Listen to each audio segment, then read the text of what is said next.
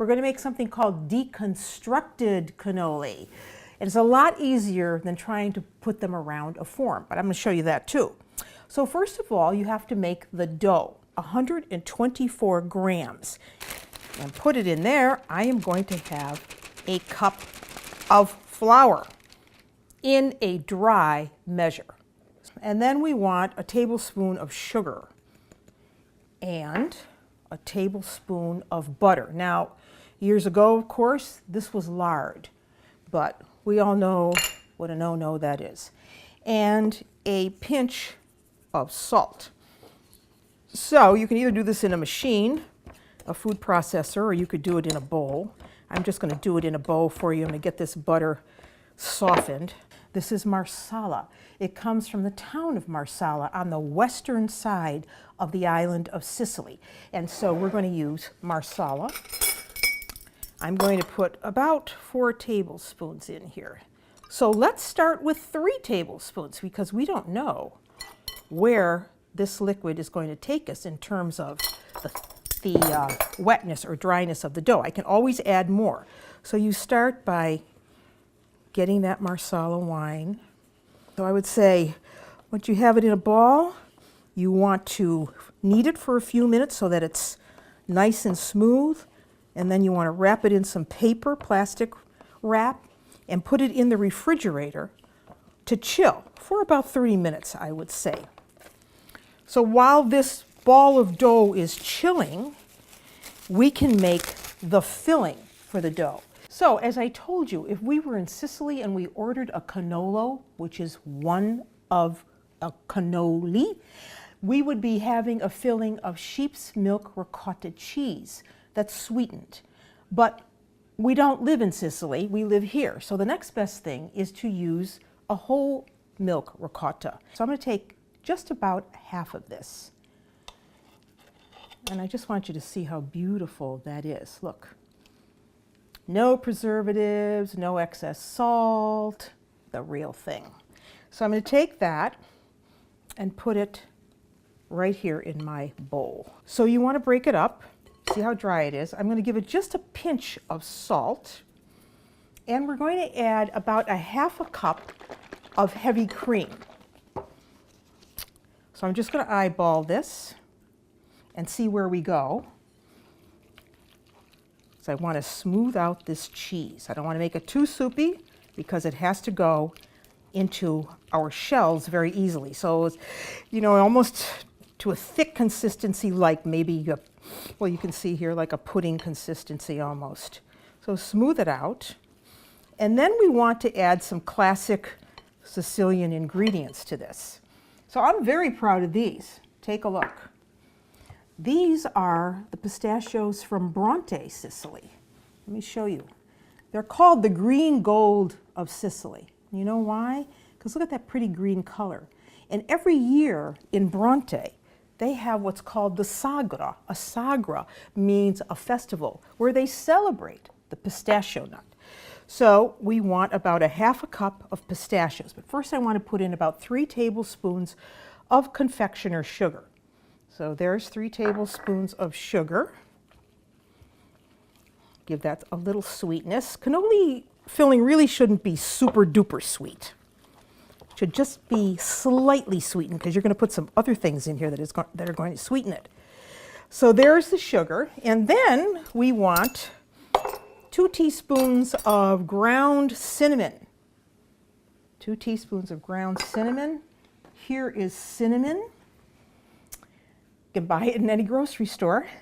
And this gives a slight interesting kick to the cannoli filling, so you mix that all around.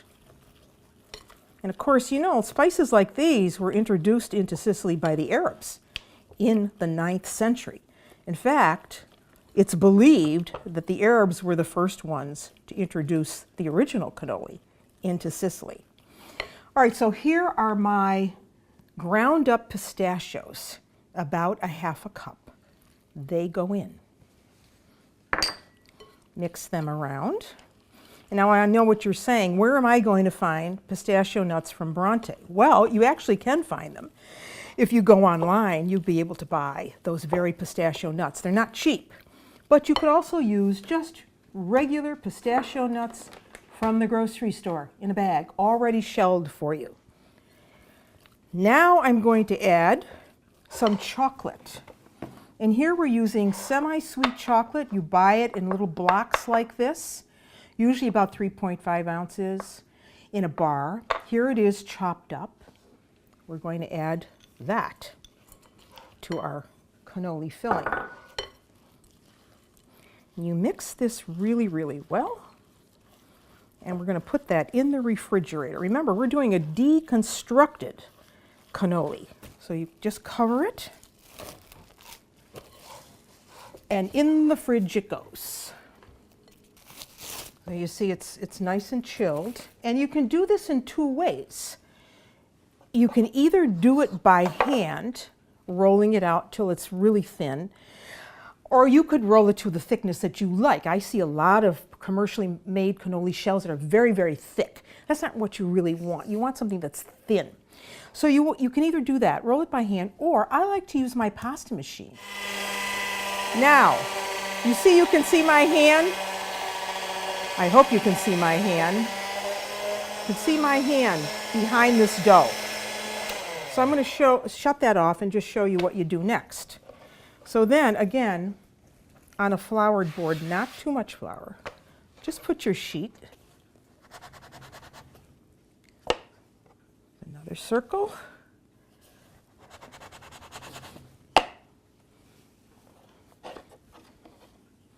And let's do one more.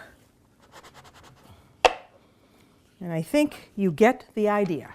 So now it's time to fry. So in a heavy-duty pot or in a deep fryer, you have got to heat up some vegetable oil, sunflower oil, whatever you want to use, to 375 degrees.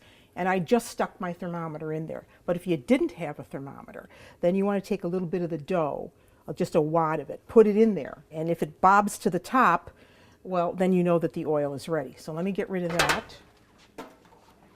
And so here are our discs. Remember, we're just doing this as discs. So we put them in the oil, and they should bubble. And you got to watch them. So I would only see how fast they come to the top. So you've got to really, don't put too many in at once. You really want to just fry a few at a time. And you use a slotted spoon to get them out. Don't be in too big of a hurry to turn them because you want them to really get a little color on them on the bottom. And you be very careful because you're dealing with hot oil. Now originally these were fried in lard, which gave them that really extra crispy texture. So this is coming out. You see the little bubbles and everything in there? Just like you would have if you were doing a cannoli shell. Take them out onto paper and let them drain really, really well.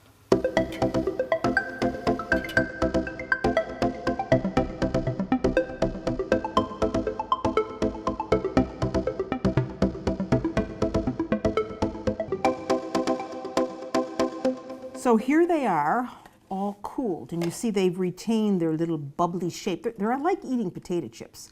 So now what do you do with them? Well, first of all, I've put the filling in a pastry bag.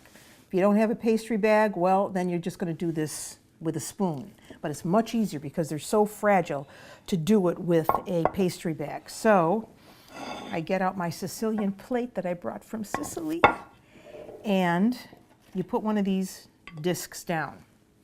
And then you take your pastry cream and you put some right in the center like that.